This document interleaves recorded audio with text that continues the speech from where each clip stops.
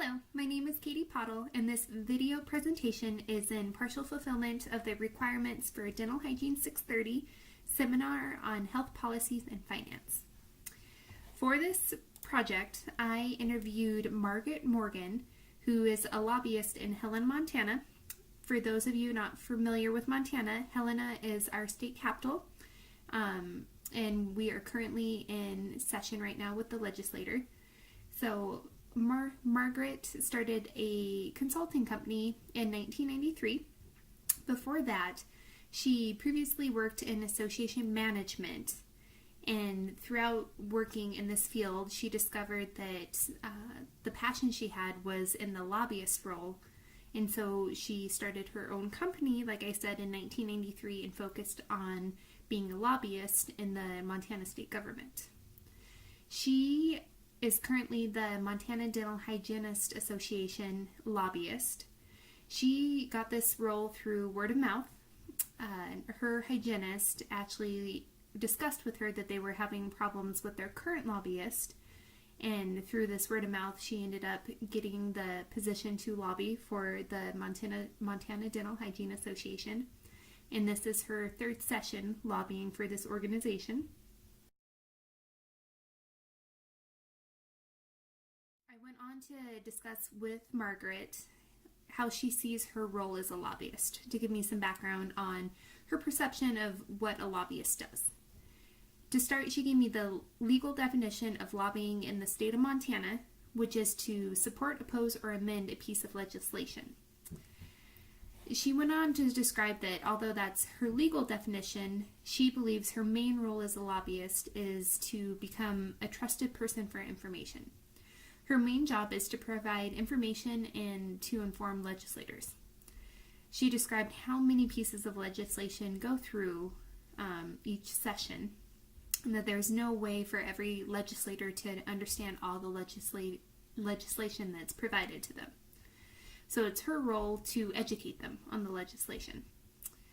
And specifically, at the time of the interview, there was a piece of legislation regarding expanded dental hygiene functions, including the administration of local anesthetic under general supervision, or for those not familiar with dental hygiene, this means that the dentist does not need to be present physically in the building for a hygienist to administer local anesthetic.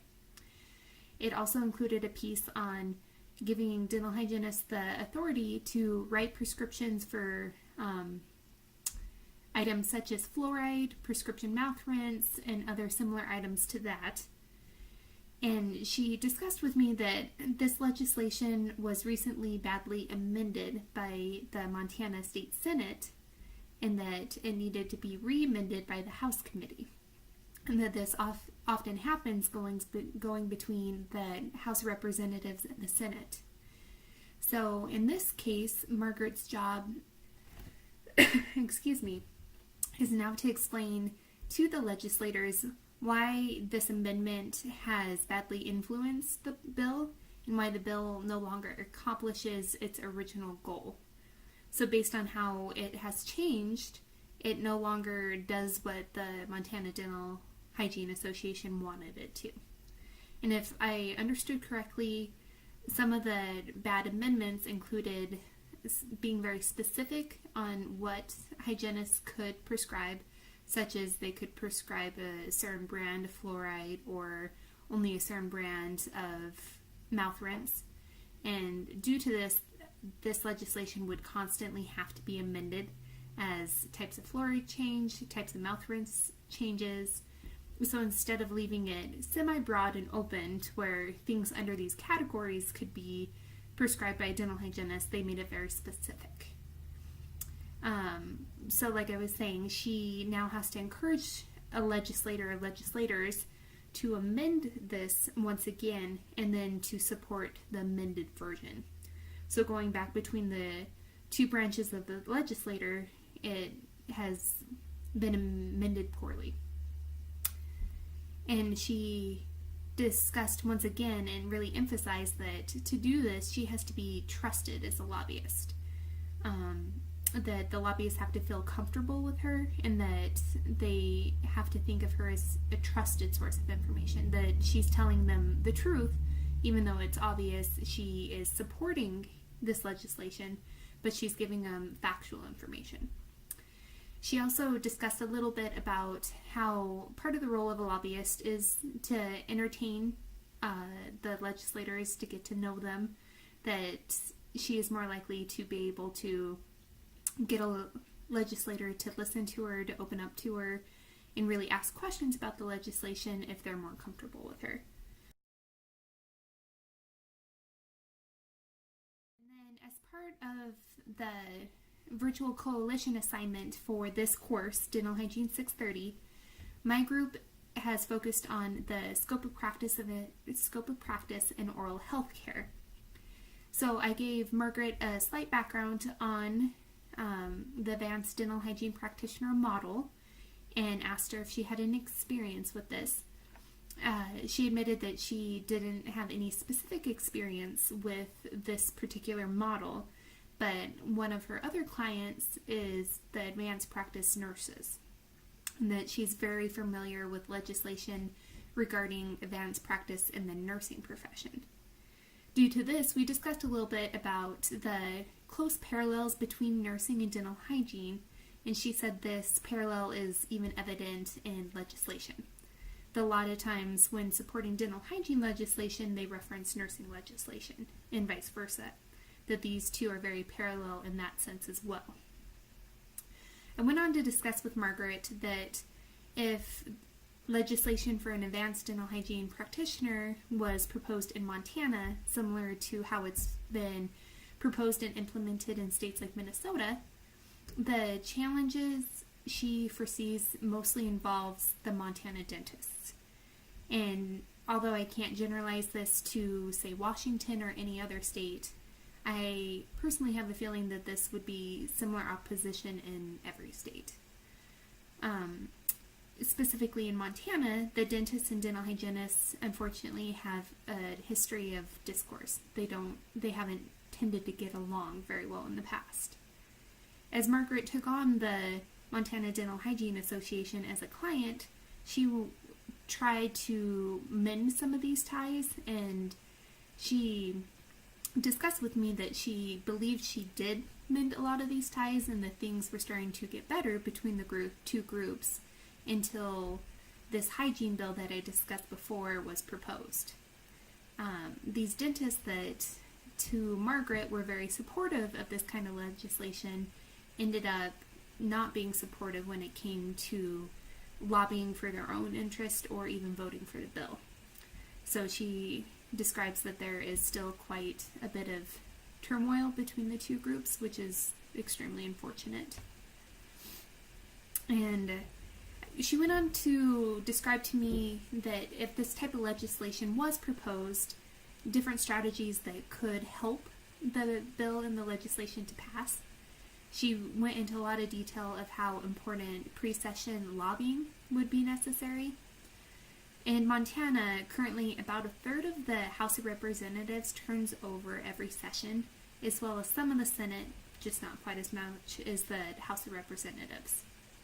So due to this, they're never sure who will come back, but she described that it's good to identify who's likely to come back and do some pre-session lobbying with these individuals. That the session before, to get to know them, to pick their brains about how they feel about this kind of legislation, and really do some of that groundwork when they're there the year before. And she discussed the importance of also finding a legislator who will be invested in the bill versus just carrying the bill. She described to me how important it is to have someone who understands what bill they're carrying and is actually passionate about what it's trying to accomplish. That if the legislator who's carrying it understands it and fully supports it, it has a better chance of passing. She described the importance of trying to build a coalition for support, which is very much what our virtual coalition is doing. She informed me that in Montana, the dentists actually have a large political PAC. does many social events with legislators, and many of the legislators have close relationships with their dentists. So this is very difficult to overcome this large political PAC. She encouraged dental hygienists to reach out more in the political community. She encouraged going to events with legislators. Just try to develop the relationships with the legislators even a year ahead, to know who they are and even research them and support the legislators who are likely to support the initiatives you have. To really do your homework and be active in the political arena. I also found it pretty interesting. We did this interview in the Montana State Capitol building, which was pretty neat. It was the first time I've been in there. And as we're doing the interview in the Capitol building, there was actually a legislator that stopped and knew Margaret and asked what the interview was about. He asked about me being a dental hygienist, what my master's degree would do for me, and Margaret added that we were discussing about the expanded functions legislation for the dental hygienist. And at that point, he said, "Oh, I hate that bill," and then walked off. So I think that gives you a little bit a sense of the turmoil that some of the legislators have towards this bill. So I found that interesting. After that, we went on to discuss that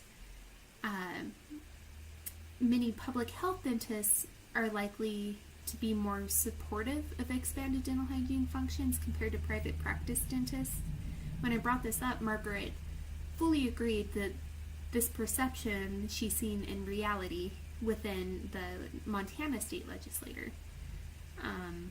That dentists she's worked with have been very supportive if they are from the public health sector, and that many of the dentists that work in private practice are more worried about these expanded functions hurting their livelihood and influencing their private practice.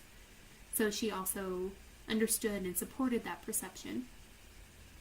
And she even went on to add that two of the dentists that have been actively opposing the current legislation for dental hygienists in Montana, that these dentists don't hire dental hygienists, and that they were actually part of a bill to give dental authorities general supervision. And by dental auxiliaries, they indicated that these individuals would not need any degree of specific training. This bill, the Montana Dental Hygiene Association opposed with an argument that training should be involved, and the Montana Dental Association was very upset by this. So that gives you an example of the turmoil that she was discussing. Outside the realm of the expanded dental hygiene functions, I went on to ask her some more just general political questions. I asked her about reducing the wasteful spending in the state government, and she gave me the example of sometimes eliminating the obsolete laws can be cost efficient. That was one specific question I asked her. An example she gave that was in Montana, it's actually illegal still to leave a car idling. This was legislation that passed prior to auto starters and things like that. And she believes, although it's worthwhile to eliminate laws such as these that are no longer applicable, it is more wasteful how many new programs that the state government funds. She goes on to describe that more, saying that there are so many worthwhile programs that are great causes, they have great initiatives, but that at the state level that they cannot fund them all. That it's too difficult to, once a program is funded, to ever take that funding back. And there are so many new programs that are continually funded that there's no more money. She goes on to describe that once you start funding a program, how do you stop? That it's very difficult to take back this funding once you've given it, and that the government can't be a fix-all, solve-all for all social issues. And so that was her perspective on reducing wasteful spending within the state government. and she emphasized that there's only so much taxpayer money to go around. So Margaret goes on to describe that with too many regulations, that everything starts to be stifled. Small businesses are stifled, even large businesses are stifled. When there's too many obstacles put in the way of business and commerce, government is affected as they're not able to provide for the programs that are needed. And she described that needed is a very objective term. What she considers needed might be different than what I consider is needed. And that with too many obstacles in the way of business, there are less tax revenues that can go to the state government to fund these kind of programs. So that was her take on too many regulations. Lastly, I asked Margaret just for some final thoughts for dental hygienists regarding the political arena. She emphasized that it's very important for dental hygienists to start early with their initiatives and to get involved at the local level. She described that she hears people all the time saying how they hate politics, but politics influences almost every aspect of our lives. The policy and politics that the government develops influences our day-to-day doings. So it's important for us to be aware of it, and if we can, to be active in it. And then she went on to describe that we need to vote for the people that we've developed these relationships with, and we need to support those who are going to support what we're passionate about, who will be willing to not only carry a bill for us, but to truly support that bill. To do our homework, to be active, to get to know these people, and let them know us. Even if we're not on a first name basis, that they know they could pick me out on the street, it's important that I can tell them, my name is Katie Pottle, I met you at such and such event, and this is the initiative I have, and I would love to speak to you about it. It's important to do that background work. And lastly, she emphasized that we need to be aware, we need to get involved, because that's what our opponents are doing. Anyone who's going to oppose our legislation, they're going to be active in their opposition. So it's important for us to be active and to really pursue our initiatives early. So from this interview with Margaret Morgan, I learned a great deal about lobbying in the state of Montana.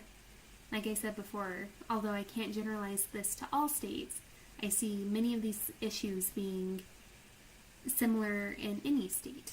Unfortunately, the unfriendly nature between the dentist and the Dental Hygiene Association, or their opposition to expanded dental hygiene functions.